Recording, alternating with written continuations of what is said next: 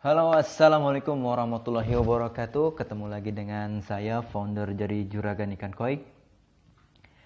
Nah, sesuai janji kita, yaitu di bulan suci Ramadan ini kita ada namanya program ngabuburit, di mana program ini yang berjudul jangan sampai ilmu kalian hanya sebatas dibawa mati tanpa meninggalkan manfaat untuk orang banyak. Nah, di sini kita akan mengupas tentang ilmu budidaya ikan koi khususnya, dan macam-macam lagi. Mungkin manajemen airnya, manajemen pakannya, manajemen bisnisnya, dan seterusnya. Banyak yang udah pertanyaan-pertanyaan yang masuk ke kita. Bagaimana caranya, apa saja medianya, prospek ke depan kayak gimana, dan apa sih benefitnya yang nanti kalau kita fokus dan sebagai rupanya. Nah, di sini kita akan membahasnya. Tetapi saya akan menjelaskan ilmu-ilmu ini berdasarkan hanya sebatas ilmu yang sedikit yang saya miliki ini. Tetapi walaupun ilmu saya hanya sedikit, saya tidak mau ilmu ini hanya sebatas nanti akan saya bawa mati saja. Saya akan sebarkan dan ini akan menjadikan mudah-mudahan bisa bermanfaat untuk kalian. Dan ini memang ilmu ini sudah saya jalani dan insya Allah ini sudah mendapatkan sesuatu atau hasil yang lumayan lah. Tidak banyak tapi cukup. Nah, sebelum kita masuk ke materi bab air, materi bab penyakit, materi pakan, materi manajemen dan lain-lain sebagainya, market pasar. Nah, sebelum kita membuat suatu usaha atau untuk menentukan kita ini mau terjun di dalam satu bidang, saran saya selalu harus membuat namanya perencanaan. Tetapi perencanaan atau teori tanpa tindakan itu sama aja dengan nol. Kalau kita harus memiliki timeline. Timeline itu ketika jadwal hari A itu meleset, hari B meleset, itu tidak apa-apa. Yang penting kita harus disiplin. Fokus, disiplin. Jangan membuat waktu itu harusnya A menjadi B, itu akan kacau, bisnis itu akan tidak berjalan. Nah, yang harus kalian ketahui adalah di dalam bisnis itu kita harus membuat namanya business plan atau perencanaan bisnis. Apa sih itu business plan itu? Yaitu business plan itu seorang pengusaha atau entrepreneur, kita harus memiliki rancangan usaha kita mau apa, gimana, produknya kayak gimana. Nah, kita itu harus memiliki pemahaman tentang business plan.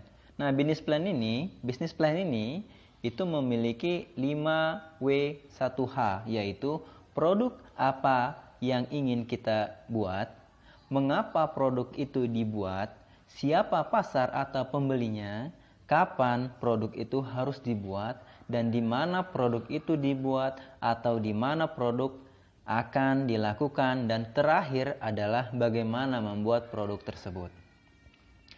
Nah, setelah mengetahui dan membreakdown satu persatu proses membuat business plan, saat menjabarkan satu persatu, pertama adalah tahap ide usaha, lalu perumusan konsep ide usaha, dan studi kelayakan usaha. Ini wajib bro. Karena Anda akan melakukan apakah prospek dari bisnis ini, mulai dari konsep, ide, usaha, kelayakan, dan usaha tersebut, itu sesuai ekspektasi apa enggak nantinya. Nah, tetapi di dalam bisnis, ilmu bisnis itu saya selalu menekankan bahwa Selalu berpikir, lakukan sesuatu itu ikhtiar. Ikhtiar itu seolah-olah itu udah yang terbaik. Nah, tetapi ketika kita berbicara tawakal, maka bertawakal seolah-olah ikhtiar itu tidak ada artinya apa-apa. Karena kenapa? Kita tidak akan sibuk dengan sebuah hasil. Jadi kita udah melakukan sesuatu, kita udah melakukan ikhtiar, kita udah melakukan semua apa kemampuan yang kita bisa, tetapi kita tidak sibuk menanyakan hasilnya. Karena tugas kita adalah hanya sebatas melakukan ikhtiar atau proses atau tindakannya, sedangkan hasilnya itu kita serahkan kepada Allah Azza wa Jalla, Tuhan kita. Karena kenapa? Nah, di dalam bisnis itu kalau kita mengharap rubah mindsetnya dulu. Pertama, kalau kita berpikiran mau memulai bisnis itu seberapa banyak nanti income atau benefit yang kita dapatkan, maka kita ketika mendapatkan hasil A, yaitu nanti kita akan, kalau tidak sesuai ekspektasi, kita akan kecewa. Nah, itu gampang bangkrut, gampang jatuh, gampang merasa dirinya tidak percaya diri lah. Tetapi catat baik-baik, saat kita berpikiran atau mindset kita rubah, bukan seberapa banyak nanti kita akan dapatkan, tetapi seberapa besar atau seberapa banyak yang akan kita berikan kepada orang lain. Artinya apa? Rubah niat kalian. Jika untuk mau usaha itu, rubah tadinya ingin mendapatkan tetapi ingin memberikan sesuatu kepada orang lain. Yaitu tentunya sesuatu yang bermanfaat. Nah, itulah tadi salah satu cara awal memulai usaha itu seperti itu. Rubah dulu mindsetnya, rubah dulu pemikirannya, rubah dulu cara sudut pandangnya. Kalau dulu kita berpikiran gimana caranya memulai usaha itu, gimana cara mendapatkan hasil, gimana caranya mendapatkan materi, gimana caranya mendapatkan keuntungan. Rubah dulu semua itu. Rubahnya seperti apa? Rubahnya itu kembalikan ke niat kita itu, niatnya itu dengan sesuatu kebaikan. Kalau kita berpikir gimana caranya ingin mendapatkan seberapa banyak materi, tetapi rubah menjadi seberapa banyak yang nanti kita akan bisa berikan kepada orang lain. Nah, itu kuncinya. Percayalah, rezeki sudah diatur, rezeki sudah dijamin, rezeki nggak bakal ketukar, rezeki nggak bakal bisa diambil, bisa kita ambil, bisa mungkin orang lain bakal berpikiran kita rezeki akan diambil, nggak bakal. Rezeki itu bukan sesuatu yang nggak punya alamat, semuanya punya alamat. Daun yang jatuh pun itu sudah ada takdirnya. Maka saran dari kami, dari saya, founder dari Juragan Ikan Koi, rubah mindset yang tadinya untuk mengejar materi karena akan capek, rubah menjadi gimana caranya niatnya untuk kebaikan.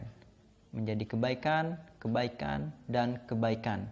Memberikan manfaat dari sekitar kita hingga ke seluruh dunia.